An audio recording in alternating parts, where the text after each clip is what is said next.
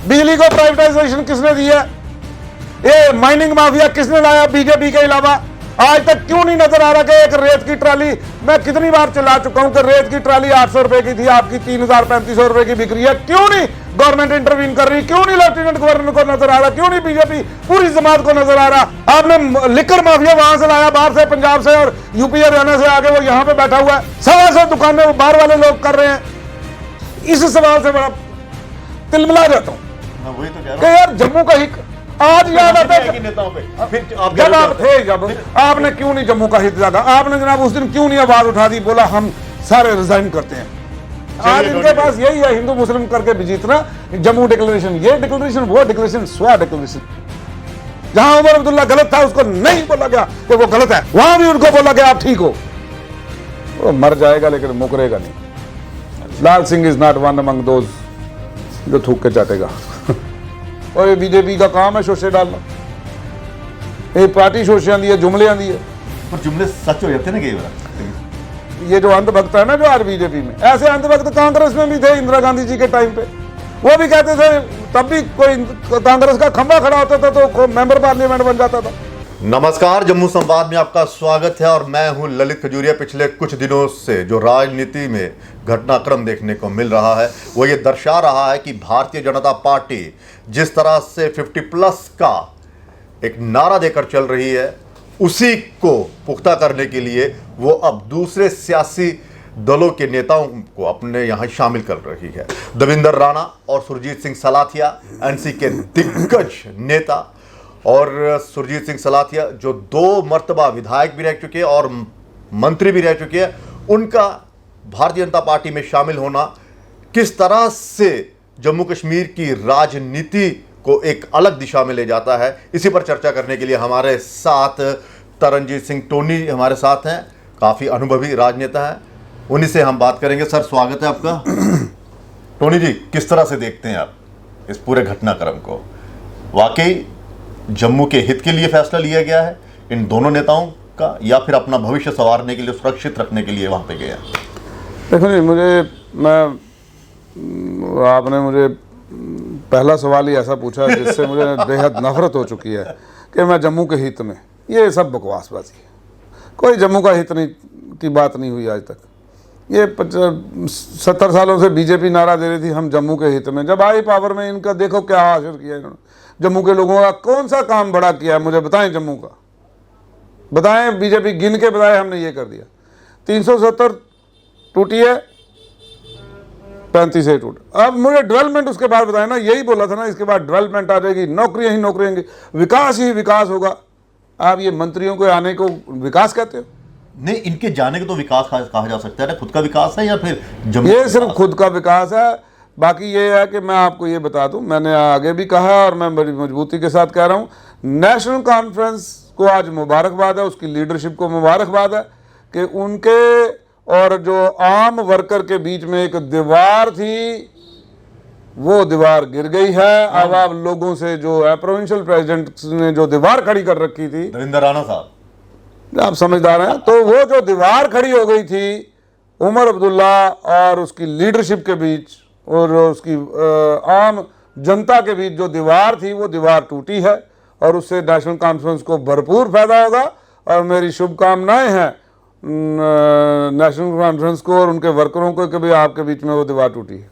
राणा साहब को नहीं देंगे शुभकामनाएं या सलाथिया साहब को? वो तो जम्मू के हित के लिए गया। नहीं, ये यहाँ मैं ये बात मैं मानने को तैयार नहीं हूँ। मैं उन नेताओं में से नहीं हूँ जो I will call a spade, I will call what truth is actually.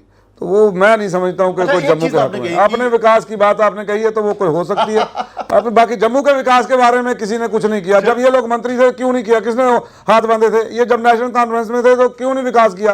किसने हाथ बांध रखे थे? यहाँ जो बीजेपी वाले थे, जब वो मंत्री थे, महबूबा जी बुआ बना के अपने डिप्टी चीफ मिनिस्टर बने बैठे थे, तो तब उन्होंने क्यों विकास नहीं किया जम्मू का? ये सब ढकोसला है, ये सब बकवासबाजी है, ये सब झूठ है। और जम्मू के लोगों, आप जागो, आप इन ढकोसलों में मत पड़ो। पहले 44+ का टारगेट है। वो जब प्रधानमंत्री नरेंद्र भाई मोदी जी को कोई कुछ कहता था तो भगवान के खिलाफ बात मानी जाती थी। उस जमाने में आपने 25 सीटें ली आज घर घर में आपको आपकी जो पॉलिसियां बनी हैं, एंटी फार्मर हो आप, किसानों के खिलाफ विरुद्ध हो आप, नौजवानों के विरुद्ध हो आप, एक नौकरी नहीं दे पाए, 2 करोड़ बोली थी। आपने कहा कि आप मुबारकबाद दे रहे हैं एनसी को कि एक दीवार थी जो लोगों को और उमर अब्दुल्ला साहब को मिलने नहीं देती थी। राणा साहब, आपको लगता है कि ये मतलब कि ये एक दीवार थी? बिल्कुल थी। ये दीवार आपके बीच में भी थी जब आप NC बिल्कुल में थे? थी, बिल्कुल थी। आप तो बेहतर they had blinded Omar Abdullah to see the ground reality of the workers, they have blinded. और उमर अब्दुल्ला साहब भी उनके प्यार में पागल थे। वो भी सोच रहे थे कि जो मुझे बताया जा रहा है यही है, सीधा भगवान से सच्चार है, ये और कुछ झूठ नहीं बताया जा रहा। लेकिन अपने आप को ऊपर करने के लिए कितने ही लोगों को काटा गया, कितने ही वर्करों को मारा गया, कितने ही वर्करों ने कुर्बानियां, उनके खून की उन लथपथ लाशें पड़ी हैं। कह रहा हूं, मैं ईमानदारी से कह रहा हूं, ये कौन सी बात है? अपने आप को नजदीक करना है, आप हार्ड वर्क से भी नजदीक कर रहे हैं, पर लेकिन लोगों के गले काट करके। ये इन्होंने जो अपने आप को नजदीक किया, उमर अब्दुल्ला साहब के पास खुद को जो नजदीक है न बढ़ाई, ये क्या फिर आपका इशारा तो चापलूसी की तरफ जा रहा है कि चापलूसी की थी क्या इन्होंने? चलो ये बातें अब आपकी हैं, आप देखें, मैंने तो जो कहना था कह दिया। नजदीक आप ये कह रहे हैं ना कि अगर आपने कोई भी हर बार नहीं छोड़ा गया जनाब। जहां उमर अब्दुल्ला गलत था उसको नहीं बोला गया कि वो गलत है, वहां भी उनको बोला गया आप ठीक हो। जब 1 इंच जमीन नहीं देने का बात की थी तो तब उनको कहना चाहिए था कि उमर अब्दुल्ला साहब आप गलत हो, तब कहते ठीक हो। तब जम्मू का हित याद नहीं आया। काफी गुस्सा हम प्रोटेस्ट में शामिल क्या हो गए, हमारी वीडियो बना बना के बताई जनाब, आपके खिलाफ नारे लगा रहे। अच्छा अच्छा, ये लेकिन मैं हमेशा सच के साथ खड़ा रहा हूंगा। लेकिन इन सब बातों ठीक से है, हित की बात वो कह रहे हैं कि हम दोनों कुर्बानी दे रहे हैं, हम कुर्बानी दे रहे हैं अपने राजनीतिक, शायद हमारा राजनीतिक करियर भी खराब हो सकता है, बर्बाद हो सकता है, लेकिन जम्मू के लिए, जम्मू डिक्लेरेशन जो हमने बात की थी, जम्मू के साथ जो नाइंसाफी हो रही है उसके खिलाफ हमने ये कुर्बानी दी है। तो जिस पार्टी में गए हैं वो तो आज तक ये कहते रहे कि नेशनल कॉन्फ्रेंस जो है वो जाती करती रही। बीजेपी ने तो आज तक यही कहा ना कि कश्मीर बाप बेटे की सरकार ने जाती की और बाप बेटी की सरकार ने जाती की, यही कहा आज तक। गलत तो नहीं कह रहा हूं? नहीं यही मोदी साहब का भी यही बयान है, अमित शाह जी का भी यही बयान है, बाकियों बीजेपी का भी यही बयान है। तो फिर ये पहले तो उधर ये खुद जाती कर रहे थे, अब कहां ये बात मेल नहीं खा रही है। फिर आप गलत बात, यानी कि ये बात ये गलत कहना चाहते हैं कि 20 साल तक इन्होंने जम्मू कश्मीर के साथ जाति की, जम्मू की आवाम के साथ जब जाति हो रही थी तो ये भी उसमें शामिल थे। फिर मतलब तो यही निकलता ना, फिर मतलब यही निकलता। फिर आपने जातियों की फिर हमारे साथ, ऐसी बात नहीं है। मैं जितनी देर नेशनल कॉन्फ्रेंस में रहा हूं मुझे फख्र है, मैं बड़े ईमानदारी से रहा हूं और मुझे नहीं लगता कि कोई जातियों की। फारूक अब्दुल्ला ने फिर भी हिस्सा बांट के जम्मू के लोगों को नौकरियां दी। अब जब इनकी बारी आई, फायर ब्रिगेड की लिस्ट निकली, बीजेपी के राज में निकली, सारी की सारी लिस्ट 85% कश्मीर और 15% जम्मू। बथेरा चिल्लाए, कुछ नहीं बना, इन्हीं की सरकार थी। फिर उसके बाद आप लोग जेके बैंक की लिस्ट जिसमें सबसे ज्यादा जम्मू के बच्चे आए वो कैंसिल करा दी, इन्हीं की सरकार में। मलिक साहब गवर्नर थे। क्यों? तब नहीं याद आया, तब जम्मू के हित की बात नहीं याद आई बीजेपी को भी।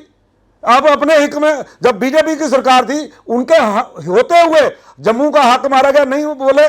अभी एग्रीकल्चर की कोई नौकरियां निकली थी, डॉक्टर जितेंद्र सिंह को इंटरवीन करके निकाला, वो ओनली फॉर कश्मीर। अच्छा, एक और सवाल पूछना चाहूँगा टोनी जी, ये ऐसा क्या है भारतीय जनता पार्टी में, या फिर ये गद्दारों की पार्टी थी एनसी, इनके नेता गद्दार थे, लेकिन यहाँ पर आके आपको लगता है कि सबके सब राष्ट्रवादी हो जाते हैं, देशभक्त हो जाते हैं? और देवेंद्र राणा तो बाकायदा चैलेंज करते थे भारतीय जनता पार्टी को कि मुझे किसी से सर्टिफिकेट लेने की ज़रूरत नहीं है, मैं हिंदुस्तानी था, मैं हिंदुस्तानी हूँ, मैं हिंदुस्तानी रहूँगा, मुझे कोई नहीं चाहिए। आज आपको लगता है कि वो सर्टिफिकेट लेने यहाँ पर चले गए हैं?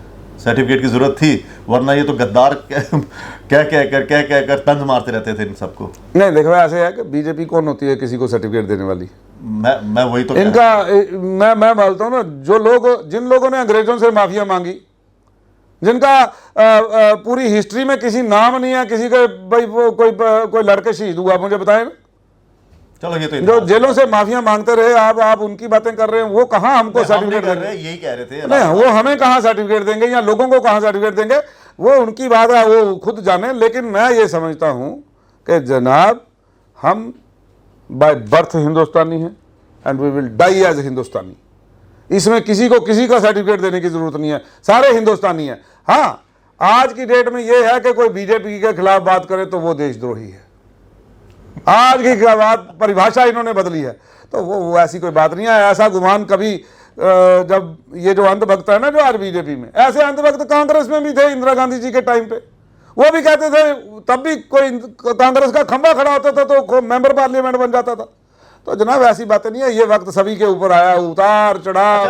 आप इसको किस तरह से देखते हैं कि क्या भारतीय जनता पार्टी उस रणनीति के तहत चल रही है, या एक ऐसा रास्ता उन्होंने तैयार कर दिया कि यहाँ पर कोई इनके खिलाफ ना बोले? नहीं, जो भी इनके खिलाफ बोलेगा या इनकी नीतियों की मुखालफत करेगा, या तो उनको प्यार मोहब्बत से अपने साथ लाएंगे, या फिर जो भी आप कहते हो कि एजेंसीज का सहारा ले लेते हैं, कभी एक की रेड पड़ती है, कभी दूसरे की रेड पड़ती है। आपको क्या लगता है कि ये किस रास्ते पर चल रहा है? लग रहा है कि ऐसे लग रहा है कि बीजेपी के जितने यहाँ चेहरे हैं वो पिट चुके हैं आज। अच्छा, तो वो सोचते हैं पता नहीं कोई भाई बैंकरप्सी हो गई है उनके पास कि भाई हमारे पास कोई चेहरा नहीं रहा कोई सामने करने के लिए।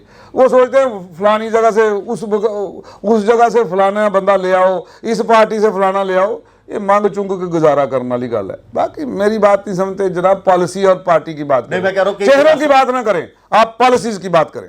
क्या पॉलिसी है आपकी जम्मू के बारे में?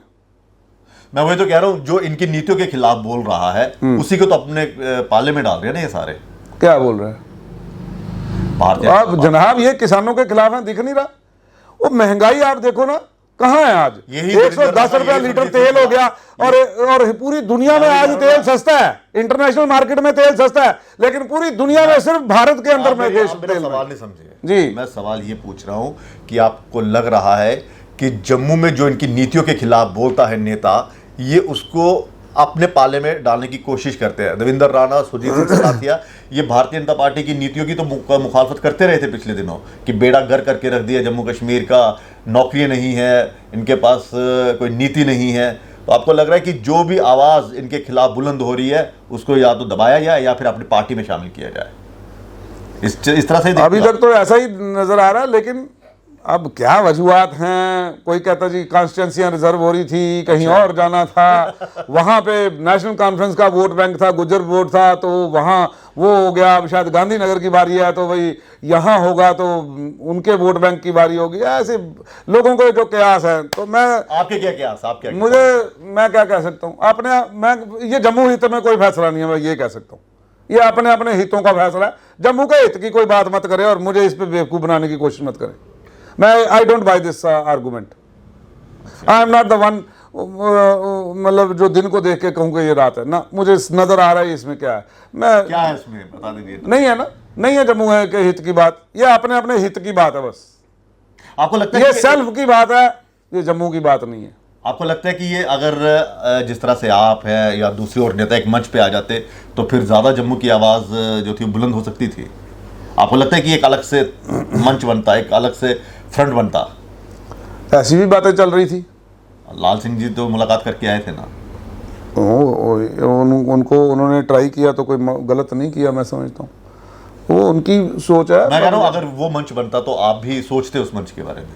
नहीं, मैं तो इंडिपेंडेंट जीता हुआ हूँ, मुझे कहीं जाने की जरूरत क्या है? अभी मैं तो जीता हुआ हूँ ना। हाँ, तो मैं अपने लोगों की सेवा कर रहा हूँ, मुझे अभी किसी के पास जाने की जरूरत नहीं है। मैं फुटबॉल का निशान लेके जीता था, दोबारा लेके लड़ लूंगा फुटबॉल का निशान।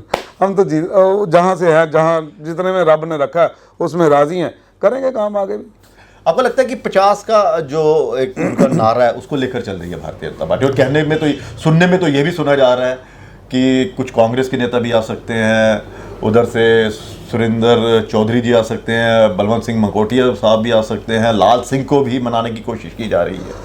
मुझे लगता नहीं है जनाब के लाल सिंह जैसे लोगों का स्वभाव को जितना मैं जानता हूँ, वो मर जाएगा लेकिन मुकरेगा नहीं। अच्छा। Lal Singh is not one among those जो थूक के चाटेगा। नहीं, वो नहीं है, वो मर जाएगा, मुकरेगा नहीं अपनी जुबान से। और मेरी नजर में मर्द वही है जो मर जाए लेकिन मुकरे ना। कोई मर्द है, कोई डील डॉल बलवान नहीं होने से, लंबा चौड़ा होने से, या वो नहीं है। मर्द वो है जो अपनी बात पे मर जाए लेकिन मुकरे ना, वो मर्द है। आपको क्या लगता है, देखिए ये जो मैं सवाल पूछ रहा हूँ ये तो है तो बीजेपी का ही, बीजेपी की पार्टी से, मतलब भारतीय जनता पार्टी के नेताओं से पूछना चाहिए, लेकिन फिर भी आपको क्या लगता है कि ये जो मतलब कि दल बदले जा रहे हैं, बीजेपी में जो नेता आ रहे हैं, कहा यह जा रहा है कि इन्होंने कुर्बानी दी है अपने बड़े भाई साहब के लिए, शायद डॉक्टर जितेंद्र सिंह जम्मू कश्मीर का मुख्यमंत्री का चेहरा होंगे, या फिर आपको लग रहा है कि देवेंद्र राणा जो कि एक ऐसा चेहरा है जिसे सभी धर्म के लोग जो है पसंद करते हैं, कहीं आपको तो लगती नहीं रहा कि इन्हीं को आगे करेंगे, चलिए मुख्यमंत्री बन जाइए आप? तो बाकी बीजेपी में आगे भी क्या जहर दे दो फिर, तो बाकी बीजेपी की एस्पिरेशंस को क्यों मार रहे हैं जनाब आप?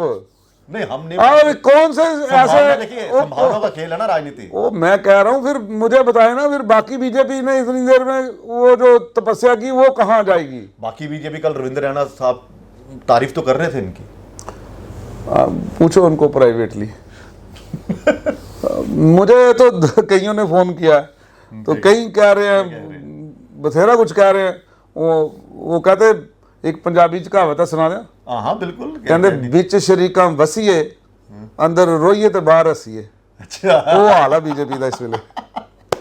मतलब अंदर से रो रहे हैं, बाहर से मुस्कुरा रहे हैं कि हमारी पार्टी बाकी जनाब, बाकी इतिहास रचेंगे। बाकी जनाब ये दीवार अब बीजेपी के और उनके वर्करों में खड़ी होगी, ये इसलिए उनको मुबारक। मैं ज्यादा नहीं कुछ कहता, लेकिन हर आदमी की अपनी अपनी राजनीति है, उसके हिसाब से वो सोचेंगे। ठीक है, अब मैं टोनी जी की बात करता हूँ। इस समय भारतीय जनता पार्टी एक ऐसा मजबूत जहाज है जो ना तो हिचकोले खा रहा है, ना यहाँ वहाँ डगमगा रहा है, और हर राजनीतिक खिलाड़ी इस जहाज में अपना सफर तय करना चाहता है। आपका सवाल गलत है। नहीं गलत, ये जहाज डूब रहा है, हिचकोले खा रहा है, अनएम्प्लॉयमेंट के हिचकोले खा रहा है, किसानों की मार से हिचकोले खा रहा है, ये इन्फ्लेशन से, महंगाई से हिचकोले खा रहा है, ये जनाब उसके ये जो है जीडीपी आपकी कहाँ चली गई, गरीबी सतह, हम और गरीब हो गए देश में, बांग्लादेश से गरीब हो गए हैं। आप कहते हो हिचकोले नहीं खा रहा, और मैं समझता हूं कि आज की डेट में जो ये लोग ये कहते हैं कि हम बीजेपी जा रहे हैं जम्मू में हित में, जो बीजेपी छोड़ेगा वो जम्मू का हित है और देश का हित है, मैं ये समझ रहा हूं। आप ये बातें बिल्कुल मत करें कि जी वो उस जहाज में चढ़ रहे हैं। तो जनाब ये जहाज जो है, ये जब था तब था, जब हमें भी लगता था कि जब सबका साथ सबका विकास का नारा गया तो हमें भी लगता था कि शायद कोई वो आ जाएगा कि पता नहीं कौन सी जीडीपी जो है वो 3 ट्रिलियन इकॉनमी बताई थी हमको, तो ये तो एक नहीं लगती बचती लगती। रमन बल्ला जी के बारे में क्या कहेंगे आप? क्या सुनने में आ रहा है वो भी थाम सकते हैं दम? मेरी एक जगह किसी अफसोस के जगह इकट्ठे हुए थे, तो वहाँ मुलाकात हुई थी, तो वो कहते जी ये शोशे डालते रहते हैं हमारे बारे में, तो अब उसका जवाब वो खुद ही देंगे। पर मुझे उन्होंने ऐसे कहा, मैंने पूछ ही लिया था, मेरा पब्लिक देखती है ना कि कौन कौन सा नेता कहाँ कहाँ जा सकता है, आप भी तो मैंने जनाब पूछ लिया था उनको। अच्छा, तो उन्होंने साफ इनकार किया, कहते ये शोशेबाजी है और ये बीजेपी का काम है शोशे डालना, ये पार्टी शोशे आंदी है, जुमले आंदी है। पर जुमले सच हो जाते ना कई बार, वो कोई हो जाए, सोच वीक हो जाए, तो तुक्के को अभी वो नहीं ना बना सकते कि क्लासिक बैटिंग है, वो लग गया छक्का किसी का लग गया, बाकी नहीं है। अब मैं बाकी ये जो कहना 50 की सीटें आ जानी, कुछ नहीं होना। सरकार बनेगी, सरकार किसकी बनेगी? ऑपोजिशन की बनेगी। ऑपोजिशन की सरकार होगी, मतलब एनसीपी, नेशनल कॉन्फ्रेंस एक बड़ी पार्टी उभर के आएगी, सबसे बड़ी पार्टी। अच्छा, तो आंखों से नजर आ रहा है, मैं हूं नहीं नेशनल कॉन्फ्रेंस में, ना मेरा कोई जाने का विचार है, ये भी बता रहा हूं आपको। अच्छा, लेकिन मैं फिर भी बता रहा हूं, आपने पहले स्पष्ट कर दिया कि दर्शक ये मैं कह रहा हूं, लेकिन जो सच है वो कह रहा हूं, सच मैं कह रहा हूं। बिजली को प्राइवेटाइजेशन किसने दिया? ये माइनिंग माफिया किसने लाया बीजेपी के अलावा? आज तक क्यों नहीं नजर आ रहा कि एक रेत की ट्राली, मैं कितनी बार चिल्ला चुका हूं कि रेत की ट्राली 800 रुपए की थी, आपकी 3000-3500 रुपए की बिक रही है, क्यों नहीं गवर्नमेंट इंटरवीन कर रही? क्यों नहीं लेफ्टिनेंट गवर्नर को नजर आ रहा? क्यों नहीं बीजेपी पूरी जमात को नजर आ रहा कि वो आज ठीक करना है? गरीब का घर बनाना, छत बनाना महंगा हो गया, आपने पीएमएवाई का वही 1,30,000 रुपए रखा है और 3500 की ट्राली आ रही है, तो आप समझ सकते हो कि बन सकता है वो घर? आपने लिकर माफिया वहां से लाया, बाहर से, पंजाब से और यूपी हरियाणा से आके वो यहां पे बैठा हुआ है। 125 दुकानें वो बाहर वाले लोग कर रहे हैं, मतलब और 125 लोगों को बेघर किया आपने। तब नजर नहीं आया जम्मू का हक? मेरी बात सुने जनाब आप, तब नजर नहीं आया जम्मू का हक? क्यों नहीं बोले ये लोग? ये सब ड्रामेबाजी है, धोखा है जम्मू के लोगों के साथ। आज ने चैंबर ने बंद किया तो सबको जम्मू का रास्ता नजर आ गया, उन्होंने थोड़ा सा सुई चुभी। आप आगे देखना, आप 50 की बात करते हो आप। मैं कहता हूं यार, आप भी कैसे पत्रकार लोग हो यार, आपको नजर नहीं आता कि सामने आएंगे इनकी 50 सीटें? भाई हम तो सवाल करेंगे ना। कैसे सवाल? आप इनको भी सवाल करो कि भाई आप ये जो बाइंडिंग माफिया, लिकर माफिया कहां से चल रहा है? हम ही ने किए, हमें हमारे मैं जरा पूछो इनको सच ये तब कहां से सोए हुए, इनका जमीर आज जगा। आज जम्मू का हित जाग गया जनाब, कमाल की बात। आप हंसते हो फिर मुझे गुस्सा आता है। मुस्कुराता नहीं हो यार आप, तंज मैं कह रहा हूं, इसलिए मुस्कुरा रहा हूं कि जितने भी जो नेता हैं, जो भी जम्मू की हित को लेकर बात करते हैं, वो सब अपना पाला क्यों बदल रहे हैं? मुझे समझ नहीं आ रही। फिर मैं खुद मैं इस सवाल से बड़ा तिलमिला जाता हूं। मैं वही तो कह रहा हूं यार जम्मू का हित आज याद आता है नेताओं पे। फिर जब आप थे, जब आपने क्यों नहीं जम्मू का हित जागा? आपने जनाब उस दिन क्यों नहीं आवाज उठा दी, बोला हम सारे रिजाइन करते हैं, हम सारे बीजेपी वाले खड़े हो थे? जनाब आप एक बात मानते हो कि बीजेपी की जितनी मजबूत सरकार सेंटर में आज है, दोबारा शायद कभी नहीं होगी लाइफ में? जी हम कह सकते हैं, तो जनता तय करेगी ना। ठीक है ना? नहीं, फिलहाल इतनी मजबूत सरकार और तो किसी की नहीं है ना मजबूत। ये तो मानते हो ना आज की डेट में है जनाब। ये 25 लीडर जो जीते थे यहाँ से, ये सारे इकट्ठे होकर जाते अमित शाह के पास, जाते मोदी जी के पास कि जनाब आप हमारी ये जो झील है, ये झील बनाओ, इसके आसपास सारे दोनों किनारों पे दुकानें बनाओ, वो नगरोटा तक झील जानी है। कम से कम 50,000 1 लाख दुकान बनती, 1 लाख दुकान बनती और उसके ऊपर 4 आदमी ही मुलाजिम लगते, 4 आदमी ही एंगेज करते मिनिमम एक दुकान के ऊपर। तो जनाब 2 लाख से ऊपर नौकरियां लगती थी। तो इन्होंने क्या किया? कौन सा काम कर दिया? एम्स बनाया तो वो पहले वाली गवर्नमेंट ने दिया, जो बाकी उद्घाटन किए जो टनलों के, तो वो पहली वाली गवर्नमेंट हो गया। तुम्हारा क्या किया तुमने? इन्होंने आपको लगता है ये किया कि अच्छे अच्छे नेता अपने पाले में कर लिए? हाँ, ये काम आता है इन्होंने, वो मजबूर करके किए, किसी की आर्म ट्विस्टिंग की, किसी को लालच दिया, वो कर दिया होंगे तो हो गया होगा। बाकी ये है कि हम हैं ही छोटी सतह के नेता, आप हम क्या कहें। लेकिन ये है कि 50 का आंकड़ा सबसे बड़ा ब्लंडर है, टोनी साहब अगर इतनी दिलेरी, इतनी मजबूती से बोल रहे हैं और आप कह रहे हैं कि मैं सच बोलता हूं, तो आपको डर नहीं लगता कि कहीं आपके खिलाफ कोई नंगा नहाएगा की तो निचोड़ेगा की?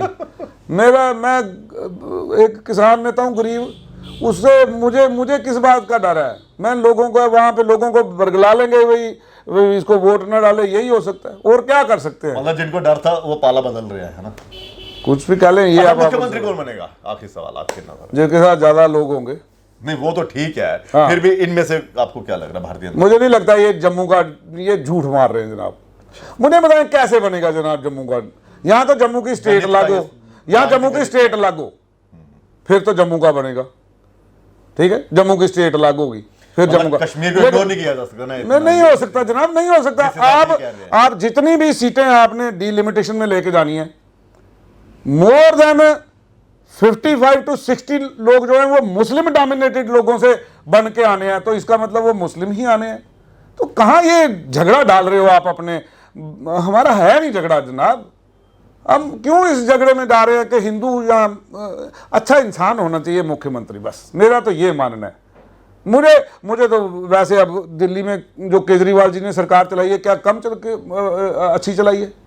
कौन सा जो उसने पहला मुख्यमंत्री देखा दुनिया में जिसने जो कहा और पूरा लागू कर दिया, जो मैनिफेस्टो दिया वो सारा लागू कर दिया? ऐसा मुख्यमंत्री यहाँ पे होना चाहिए ना जी। वाई शुड कौन निकलेगा? आपको क्या लगता है? मैं कहता हूं कोई भी आए। आपको किसमें क्वालिटी लगती है? ओ भाई टोनी माड़ा है ਤੁਹਾਨੂੰ किसमें क्या करना है? मैं माड़ा है क्यों कहते हो किसे थे? असि वैसे कह रहे हैं, मजाक की कह रहा हूँ मैं। देखो ये रब की मर्जी है, क्या बात है, कभी भी ये उसकी मर्जी है, कहाँ वो कहाँ बिठाए, जहाँ हम हैं वहां भी खुश हैं, लेकिन लोगों की सेवा करनी है। चलिए और इसलिए मैं ये कहूँ ये जो है, इस लड़ाई में मत पड़े लोगों के हिंदू मुस्लिम। देखें ये हमने ऐसे ही रहना है, पहले भी ऐसे रहते थे, आज भी ऐसे रहना है, और भाइयों की तरह रहना, हिंदू आप मुस्लिम जम्मू सिख कश्मीर की ईसाई। राजनीति को किस तरह से देखते हो? जो जितनी भी जो पार्टी है, कांग्रेस, पीडीपी, एनसी, इनको किस तरह से देखते हैं? इनके नेताओं का मतलब कि दल बदल होगा या हो सकता है जो लोग होंगे जिनको लगेगा कि भाई वो उनका कहीं इधर से जमीन खिसक रही है तो उधर जमीन मिल जाएगी, तो वो करेंगे ऐसी मतलब बातें। अपनी जमीन को मजबूत हाँ, करें, ये सिर्फ सब की बात होगी, कोई किसी की बात नहीं होगी, कोई जम्मू की बात नहीं होगी। और जम्मू वालों जागो तुम, आप लोग यार कितनी बार बेवकूफ बनोगे। किसी ने हमको बोला ये 70 साल से ये नहीं हुआ वो नहीं हुआ, हुआ क्या हमारे साथ? हमारे बच्चों की नौकरियां देखें, आपके बच्चे आज पढ़ नहीं सकते, वो कहते हैं यहां नहीं पढ़ना, हमने फॉरेन जाके पढ़ना है। सोचो ये बातें मैं जो कह रहा हूं आपके घरों में हो रही हैं। आपके जो बच्चे यहां से फॉरेन चले जाएंगे, फिर ऐसे लेंगे फोन, व्हाट्सएप पे कॉल करेंगे, हाँ बेटा हो गया ठीक, खाना खा लिया पी लिया, बस फिर सारी जिंदगी वो वहीं शादी करेगा, वहीं सेटल हो जाएगा। फिर जम्मू में रहना नहीं ये ऐसे हो जाएगा जैसे पंजाब का हाल हो गया। बच्चे वहां पे पढ़े नहीं, मिलिटेंसी थी ना वहां पे ज्यादा, तो बच्चे उनके दौर में बाहर जाना शुरू हुए, वो वहीं पे शादियां करके वहीं सेटल हो गए। ऐसे ही जम्मू के लोगों का हाल होगा जनाब, जब यहाँ पे ये लोग ऐसी नफरत पैदा करेंगे। नफरत से नफरत पैदा होगी, प्यार से प्यार वो पैदा होगा। और मैं सभी पार्टियों को निवेदन करूंगा कि जनाब ये लोगों में भाईचारे में फूट मत डालें। हिंदू मुस्लिम करके बहुत वोट है, अपनी प्रोग्राम एंड पॉलिसी लेके आए, लेकिन बीजेपी के पास है नहीं कुछ बेचने को, उनका पाला खाली है सारा। कुछ किस बात का और बात करेंगे? कोई तरक्की उन्होंने नहीं की, नौकरी उन्होंने नहीं दी, बाकी कुछ नहीं उन्होंने किया। इन्फ्लेशन, महंगाई उन्होंने कर दी। गैस सिलेंडर जिसको लेकर स्मृति ईरानी जी धरना देती थी 465 का हो गया जी, आज वो 1000 का हो गया। आज नहीं बाहर निकले, आज नहीं चूड़ियां भेजी प्रधानमंत्री को, पहले तो भेजी थी मनमोहन जी को। तो इसलिए खुद के प्राइम मिनिस्टर को वो जनाब बोले तो सही ना, बोले तो सही ना, बोल भी नहीं रहा कोई। तो फिर आज कौन सी चीज है? आज इनके पास यही है, हिंदू मुस्लिम करके भी जीतना, जम्मू डिक्लेरेशन, ये डिक्लेरेशन, वो डिक्लेरेशन, स्वा डिक्लेरेशन। सिर्फ बात ये है कि ये अपने अपनी बात पढ़ी है। मैं ये कहना चाहता हूं कि आप लोग जागो, जो अच्छा नेता मिलता है, अच्छा किसी भी पार्टी से हो, उसको वोट दें। बीजेपी में होंगे ना अच्छे, फिर बाकियों में नहीं, कंगाल है बाकियों में मैं कह रहा हूं जिसमें भी हूं, ठीक है, जिसमें भी आपको अच्छा नेता नजर आए उसको वोट दीजिए। चलिए टोनी जी बहुत बहुत शुक्रिया। तो जिसमें भी अच्छा, जिस पार्टी में भी कोई अच्छा नेता नजर आए उसको वोट कीजिए। लेकिन इतना जरूर है, ये जो तड़प और ये गुस्सा, ये इस कारण दिख रहा है कि ये कह रहे हैं कि ये जो बता रहे हैं, जो सहानुभूति लेने की कोशिश कर रहे हैं कि हमने जम्मू के हित के लिए किया है, हम कुर्बान हो रहे हैं, हमारा भविष्य जो है वो हमने स्टेक पर लगा दिया, ऐसा कुछ नहीं है। ये अपना भविष्य संवारने के लिए गए हैं। और अगर जनता का संवारना होता तो आज जनता सवाल ना करती और इनकी हाँ में हाँ मिलाती, और इतनी बेरोजगारी या जो भी नीतियां हैं वो जनता के खिलाफ ना होती। फिलहाल इजाजत दीजिए, नमस्कार। SP Smart School announces registrations for new admissions for class 11th and 12th. Admission open till availability of seats. Visit www.spsmartschools.com.